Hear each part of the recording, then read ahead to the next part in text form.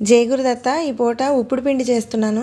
మినపప్పు, ఆవాలు, జీలకర్ర, కాస్త కరివేపాకు, అల్లం, పచ్చిమిరపకాయలు, ఒక గిద్దెడు పెసరపప్పు. ఇవి పోపు కోసం అన్నమాట.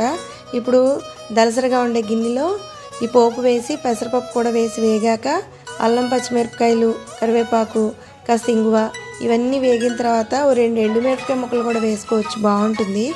ఇప్పుడు ఒక గ్లాసు నూకకి 2 నీళ్లు పోసాను నేను.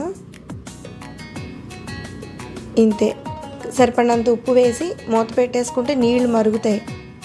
ఇప్పుడు అదే గ్లాస్ తోటి నూక పోస్తాం. ఒకటే గుర్తు, ఎంత నూక తీసుకుంటామో అంటే ఒక వంతు నూకకి 2 నీళ్లు పోస్తాను నేను. ఇలా పొత్తులో ఉడికిపోయి ఉంటుందన్నమాట.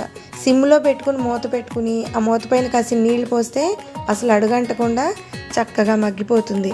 ప్రత్యేకించి పచ్చడి కూడా అక్కర్లేదు, కాస్త ఆవకాయ మజ్జిగ పోసుకొని తింటే బ్రహ్మాండంగా ఉంటుంది.